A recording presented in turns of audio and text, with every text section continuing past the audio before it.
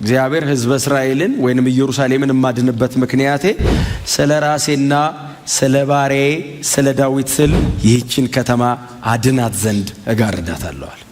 እግዚአብሔር ለምንድነው ሕዝብን የምታድነው ሲሉት ስለ ራሴ እኔ እግዚአብሔር አዳኝ ስለሆንኩ ለክብሬ ስለምጠነቀቅ የሚያድን እግዚአብሔር ነው እንድባል ስለ ራሴ አለና ቀጥሎ ስለ ባሪያዬ ስለ ዳዊት ስል ሕዝቅያስ በጸለየው እግዚአብሔር የሚጠቅሰው ዳዊትን ነው። ስለ ራሴ ስለ ክብሬ ቀጥሎስ ስለ ባሪያዬ ስለ ዳዊት ስር የዳዊት ስርና መሰረት ቁጥቋጦ የሚቀጥል ላይን አለው። ስለዚህ እግዚአብሔር መሲያኒክ ላይን እንዳይቆረጥ ይሁዳን እጋርዳታለሁ አለ። የምታደጋት ስለ ክብሬ ነው። ቀጥሎ የምታደጋት ደግሞ ስለ ባሪያዬ ስለ ዳዊት ስል ነው። እግዚአብሔር እየጠቀሰ ያለው አንድ ዳዊት የሚባል 40 ዓመት ሙሉ እስራኤል ላይ የነገሰ አንድ ንጉስ አይደለም። እግዚአብሔር እየጠቀሰ ያለው መስመር ነው። እግዚአብሔር እየጠቀሰ ያለው እግዚአብሔር የማዳኛ እቅዱን ነው እየተናገረ ያለው። ዳዊትማ አንቀላፍቷል። ከዳዊት በኋላ ሰለሞን ተነስቶ አንቀላፍቷል። ከዛ ሮብዓም ኢዮርብዓም ብዙ ነገስታት አንቀላፍተው ጨርሰዋል። እግዚአብሔር አሁን ሜንሽን እያረገ ያለው ገስቶ ያንቀላፋ ንጉስ አይደለም። ሜንሽን እያረገ ያለው የዚያ ቤት ላይ የተጀመረ የዚህ ግንድ ስርና መሰረት የሆነ መጽሐፍ ቅዱስ አንብባችኋል። የዳዊት ስርና መሰረት የሚል በስጋ ከዳዊት ዘር የተወለደ እንደ ቅድስና መንፈስ ከሙታን በኃይል በመነሳቱ የእግዚአብሔር ልጅ ሆኖ ስለተገለጠው ስለ ልጁ ስለ ኢየሱስ ክርስቶስ ነው የሚል ቃል አንብባችኋል። ሮሜ ምዕራፍ 1 ቁጥር 5 ላይ። ስለዚህ እግዚአብሔር እየተናገረ ያለው አሁን እኔ የሚያሳስበኝ አሁን ባላችሁበት ሁኔታ እናንተን ማዳን አለማዳን ብቻ ሳይሆን መሲያኒክ ላይን አለኝ ነው እግዚአብሔር እያለ ያለው። በዚህ ዘር በኩል የሚቀጥል በጣም ብርቱ የሆነ የማዳን እቅድ ውስጥ አለሁ አለ እግዚአብሔር።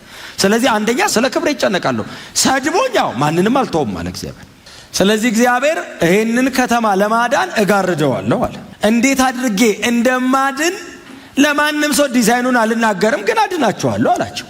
ሰናክሬም ምን ብሏል?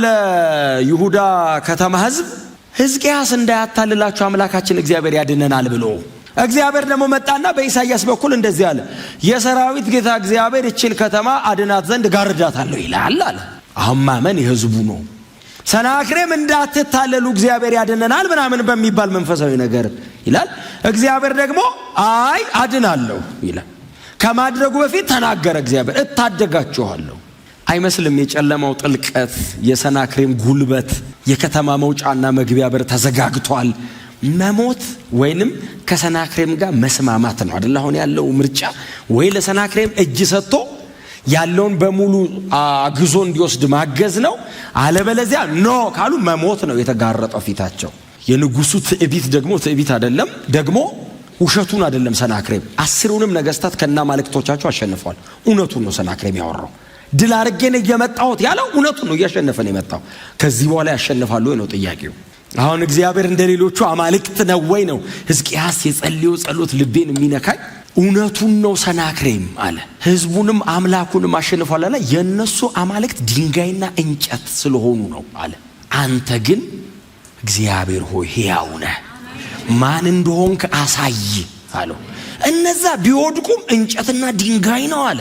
አንተስ ሕያው ነህ፣ ከእጁ አድነን አለ። አንተው ትችላለህ። የለም ሌላ አዳኝ። ገንዘብ አያድንም፣ ዕውቀት አያድንም፣ ስልጣን አያድንም፣ ዘር አያድንም፣ ዝና አያድንም። የሚያድን እግዚአብሔር ብቻ ነው። ምንም አይነት አምላክ ከእግዚአብሔር ውጪ እንጨት ነው፣ ድንጋይ ነው፣ አጋንንት ነው። እግዚአብሔር ብቻ ነው አምላክ። እግዚአብሔር ብቻ ነው አምላክ። እግዚአብሔር ብቻ ደግሞ እርሱ ብቻ አምላክ ስለሆነ ነው የምናመልከው። እርሱ ብቻ አምላክ ስለሆነ ነው የምንከተለው። ሌላ አምላክ የለም። ብዙ ጊዜ ደጋግመን እንናገራለን። የአሕዛብ አማልክት ይላል። አይን አላቸው፣ ጆሮ አላቸው፣ አፍ አላቸው፣ እግርና እጅ አላቸው፣ አይሄዱም አይሰሩም ይልና ምን አለ? ድንጋይ ናቸው እንጨት ናቸው ቢል ዳዊት አጋንንት ናቸው አለ። አልቲሜትሊ ከእግዚአብሔር ውጭ ከሆነ አጋንንት ነው አለ። እስቲ አሜን በሏ። እግዚአብሔር በልጁ በኢየሱስ ክርስቶስ በኩል ብቻ ነው የሚያድነው። 100 መንገድ ካለ አንዱ ብቻ ነው እግዚአብሔር። 99 ውስጥ የለም እግዚአብሔር። በልጁ በኩል ብቻ ነው እግዚአብሔር የሚያድነው። ንጹህ ነው መንገዱ፣ ቅዱስ ነው መንገዱ፣ የተገለጠ ነው። ክብሩን እያሳየ ነው የሚያድነው። እግዚአብሔር ሲያድንህ ላንተ አይጠነቀቅም፣ ለክብሩ ነው የሚጠነቀቀው። ላንተ አይጠነቀቅም። እንዴት ያርጎ ያመሰግነኝ ይሆን ብሎ አይደለም የሚያድንህ፣ ክብሩን ጠብቆ ነው የሚያድንህ። ስለዚህ በራሱ ልክ ነው ማዳኛው። ማመስገኛ ቃል ሁሉ ነው የሚያጥርህ። እኔ አድናለሁ አለ።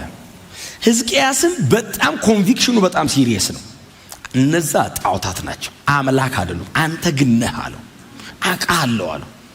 ምክንያቱም ሰናክሬም ተዋግቶ አሸነፈ እንጂ አለ እኔ እኮ ከየኮረብታው ከየምናምኑ ላይ ቆራርጬ ጥያቸዋለሁ አለ። ቆራርጬ ስጥል አንዱም አምላክ ለምን ቆረጥከኝ ያለኝ የለም አለ። እንጨት ነው በሙሉ አለ። አንተ ግን ሕያው ነህ አለ። እግዚአብሔር መልእክተኛ ላከ። ራሴ እኔ በጣም ነው የገረመኝ በእውነት ዝም ብሎ የገባ ጥቅስ መጽሐፍ ቅዱስ ውስጥ የለም። እያንዳንዷ ጥቅስ እስትንፋሰ መለኮት አዝላ ነው የገባችው። ስለ ራሴ ነው ማድናቸው አለ። ድነትን እግዚአብሔር ለሰው ልጆች ያደለው የጸጋው ክብር እየተመሰገነ እንዲኖር ነው። ሰማይ ተጠራርገን ስንገባው ነው። አሁን እንገባለን ሰሞኑን ጌታ ቢመጣስ መሬትን ለሚወዷት ሰዎች ትተነው ግንባር መሬት ነው ሰተን ፊት ጀርባ የሌለው ሀገር እንገባለን። የትም ኤኒዌር ሎኬሽን በእውነት ሰማይ ሁሉም ግንባር ነው። መጽሐፍ ሲናገር ከተማይቱ እኮ እንኳን መኖሪያ ቤት እንዳይመስል ቤተ መቅደስ የለውም አገሩ ይላል። አገሩ ቤተ መቅደስ የለውም። ለምን ሲሉት እግዚአብሔር በሁሉ ቦታ ይኖራልና ይላል። የትም እግዚአብሔር አለ። ሮጠ ከወደክ የእግዚአብሔር ክብር ላይ ነው የምትወድቀው ሰማይ። ክብር ለኢየሱስ። አዳኝ እግዚአብሔር ነው። ስሙኝ፣ ይሄ ሁሉ ነገር አልቆ ተጠቅልሎ ሰማይና ምድር ካፉ በሚወጣ ትኩሳት እንደዚህ የምንገበገብላት መሬት እንደዚህ በጣም የምንጨነቅለት ምድር ሁሉ ካፉ በሚወጣ ትኩሳት ተቃጥሎ አልቆ ሰማይ ስንሄድ ከቅዱሳን መላእክት ጋር ተደምረን ተቀላቅለን ሁሌ ቅዱስ ቅዱስ ቅዱስ እንለውና ከዛ ስታርዳሃልና ቀደም ሲነገር ነበር ከነገድ ከቋንቋ ከህዝብ ከወገን ለይተ ለአባት መንግስትና ካህናት እንድንሆን አደረከን። ጸጋ ይህንን አደረገ። ተመስገን። ያዳነን ለዚህ ነው። አሜን በሏ። እና እግዚአብሔር ስለ ራሴ አለ። ለምን ነው ስለ ራሴ? ቀጥሎ ስለ ባሬ ስለ ዳዊት ስል አድናችሁ ዘንድ እጋርዳታለሁ አለ። በጣም ይገርመኛል በእውነት። አድናችኋለሁ ብቻ አይደለም አይደል ቃሉ የሚለው አድናችሁ ዘንድ አለ። እጠብቀዋለሁ፣ ጋርጄ ቆማለሁ። ከዛ እናንተን እጋርድና አላው የሚያልፍ ነገር አለ እናንተ ጋር እንዳይመጣ ጥፋቱ እናንተን ጋርጄ አድናለሁ። እዛ መንደር ግን እምልከው ነገር አለ አለ። እግዚአብሔር እስኪነሳ ያለው ሲቃይ እንዳይመስላችሁ፣ ቶሎ አይነሳም። ለምን ነው ቴክ ኦቨር ማድረግ ብዙ ነገር ለራሱ መውሰድ ስለሚፈልግ ቶሎ አይመጣም። ተጋገዝን የምንልበት ደረጃ አይመጣም። ድሮም ጸልዬ ነበር የምንልበት ደረጃ እግዚአብሔር አይመጣም። ሙልጭ ካለ በኋላ ባለፈው ሳምንት እንደነገርኳችሁ ሊሰቀል ባለበት በዚያው ምሽት አይደል እግዚአብሔር የመጣው። ለጥቂት እኮ ነው ባይዘው አንዱ ቀድሞት ቢገባ ኖሮ እኮ ያልቅ ነበር። ታሪኩ ሌላ ነበር። መጽሐፍ አስቴር የሚባልም ላይኖረን ይችል ነበር። አይዘገይም፣ አይቀደምም። እግዚአብሔር ይታደገናል። ክብር ለእግዚአብሔር ይሁን። የእግዚአብሔር መልአክ ሌሊት ወደ አሶር መንደር መጣ ይላል። እነ ሰናክሬም ወሬ ሰሙና የግብፅ ንጉስ ሊወጋህ መጥቷል ሲባል የግብፅ ንጉስ ልብና የምትባል ሀገር ላይ ሊገጥም ሰናክሬም ተመለሰና መልእክት ላከበት። እመለሳለሁ፣ እስክመለስ ድረስ ራስን አዘጋጅተ አስበበት ጠብቅ ብሎ ተመልሶ ሲሄድ በዚያች ሌሊት የእግዚአብሔር መልአክ ወደ አሶር ሰራዊት መንደር ወረደ ይላል። ምን አይነት መልአክ እንደሆነ በዚያች ሌሊት ይላል 185,000 የአሶርን ወታደር የእግዚአብሔር መልአክ ገደለ ይላል። ሕዝቅያስም ተኝቷል። ኢየሩሳሌም ተዘግታ ተቀምጣለች። እግዚአብሔር ማንም በሌለበት ስራውን ጨረሰ። 185,000 ወታደር አለቀ ተብሎ በኋላ ላይ ነው እነ ሕዝቅያስ ምናልባት ከረጅም ጊዜ በኋላ ነው የሚሰሙት። እግዚአብሔር ሲሰራ አልነገራቸውም፣ ሲመጣ አልነገራቸውም፣ ጨርሶ ሲሄድም አልተናገረም። እመጣለሁ አድናለሁ ብቻ ነው ያለው። ማዳን እግዚአብሔር ነው። እመጣለሁ አለ፣ አድናለሁ አለ። በምን መንገድ እንደሚያድን ለመንገዱ ፍለጋ የለውም። የማይመረመር አምላክ 185,000 አሶር ወታደር አለቀ ይላል እግዚአብሔር ቃል ሲናገር። ጠዋት ሲነሱ አገሩ በሙሉ ወታደሩ በሙሉ አልቆ በሬሳ ተሞልቷል ይላል። ይሄ ብቻ እንዳይመስላችሁ ንጉሱ ወደ አገሩ ተመለሰ ይላል። ወደ ነነዌ ሲመለስ ወደ አምላኩ ቤተ ጣዖት ሲገባ የገዛ ልጆቹ ገደሉት ይላል። በጣም ይገርማችሁ። አንድ ሰናክሬምና 185,000 ብቻ አይደለም የሞተው፣ አሶር ወደቀ። ዳይነስቲ እግዚአብሔር ቆርጦ ጣለ። ስርወ መንግስት ነው እግዚአብሔር የቆረጠው። ክብር ለዘላለም ለስሙ ይሁን። አሶርን እግዚአብሔር አዋረደው። አሶርን እግዚአብሔር ፈጽሞ መታው። እግዚአብሔር ግን እንደዚህ ያለ አይደል? እማድን እኔ ነኝ፣ እምታደግ እኔ ነኝ። እምታደጋችሁና እማድናችሁ ግን ስለ ክብሬ ደግሞም ስለ ባሬ ስለ ዳዊት ስል ብቻ ነው። እግዚአብሔር ከመጀመሪያው ዘመን ጀምሮ እስከ መጨረሻው ከዚህም በኋላ እስካለንበት ከኔና ከናንተም በኋላ እስከሚመጣው ትውልድ ድረስ እግዚአብሔር የሚያድነው መሲያኒክ በሆነው መንገድ ነው። የእግዚአብሔር ማዳን ያለው በዚህ መስመር ውስጥ ነው። እግዚአብሔር ለክብሩ ምስጋና እንዲሆን ያድነናል። እግዚአብሔር በልጁ በክርስቶስ ኢየሱስ በኩል በጀመረው መስመር ብቻ ያድነናል። ሌላ መዳኛ መንገድ የለም። የነገርኳችሁ አልኩኝ ከዘላለም ሞትና ጥፋት መዳን ብቻ ሳይሆን ከተለያየ አይነት ስፒሪቹዋል ኦፐሬሽን ውስጥ እግዚአብሔር ዴሊቨር የሚያደርገን፣ እግዚአብሔር የሚታደገን፣ እግዚአብሔር ነፃ የሚያወጣን በዚህ መንገድ ብቻ ነው። እግዚአብሔር የተለየ ሌላ መንገድ አይመርጥም። የተለየ ሌላ መንገድ የለውም። እግዚአብሔር አንድ የተገለጠ መንገድ አለው። ይሄ መንገድም የዳዊት ስርና መሰረት በሆነው በልጁ በክርስቶስ ኢየሱስ በኩል ብቻ ነው። አሁን ከገባችሁበት በዚህ ሰዓት ምናልባት ቻሌንጅ እየተደረጋችሁ ካላችሁበት ከየትኛውም ሁኔታችሁ ውስጥም እግዚአብሔር ካዳናችሁ የሚያድናችሁ በክርስቶስ ኢየሱስ በኩል አሁን እንኳን ከምታልፉበት ከዘላለሙ አድኖናል፣ ያድነንማል። አሁን ደግሞ እንደ ግለሰብ በተለያየ ቦታ ቻሌንጅ እየተደረጋችሁ ያላችሁበት ጦርነት ካለ እግዚአብሔር የሚያድናችሁ በክርስቶስ ኢየሱስ በኩል ብቻ ነው። እግዚአብሔር ልጁን ቀይሮ በሌላ መንገድ ሰውን አያድንም። እግዚአብሔር በልጁ በክርስቶስ ኢየሱስ ከገለጠ የማዳኛ መንገድ የተሻለ የሚበልጥም የለውም አይኖረውምም። የመጨረሻው በልጁ በኩል የተከናወነው ነው።